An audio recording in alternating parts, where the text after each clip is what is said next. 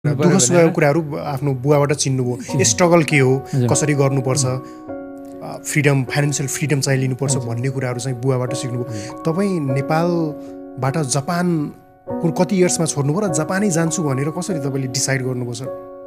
21 वर्षको उमेरमा म गएँ चाहिँ। अब वनस्थलीमा भर्खर त्यति बेला चाहिँ के छ भने अब त्यहाँ पास आउट हुने बित्तिकै मान्छेहरू चाहिँ अब कुनै न कुनै कन्ट्री जाने भनेर अब हुन्थ्यो। धेरैजसो अमेरिका, क्यानाडा, अस्ट्रेलिया, युके जान्थे।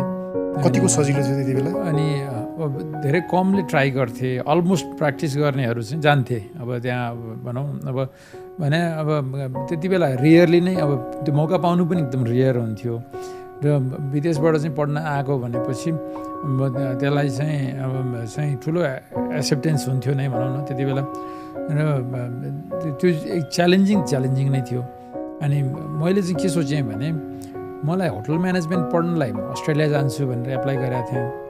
अनि पछि यसो सोचेँ, दोस्रो विश्वयुद्धको पछि पुरै ध्वस्त भएको राष्ट्र 70 वर्षमा त्यत्रो ठुलो इकोनोमिक ग्रोथ गरेर बोस्टन बराबरको सानो कन्ट्री एरिया वाइज त्यसले चाहिँ वर्ल्डको third largest economy, second largest economy थियो, पछि चाइनाले ल्यापअप गर्यो। सेकेन्ड लार्जेस्ट इकोनोमी बनेको देश, त्यति सानो कन्ट्री, त्यो देशमा गएर हेर्छु, काम गर्छु, प्र्याक्टिस गर्छु, चाहिँ त्यहाँ चाहिँ म पढ्न जान्छु। र होटल म्यानेजमेन्ट चाहिँ रेस्टुरेन्ट्समा अथवा होटेलमा काम गरेर म चाहिँ बाई एक्सपिरियन्स चाहिँ त्यो गेन गर्छु, त्यो नलेज भनेर मैले जापानलाई मैले सोचेँ।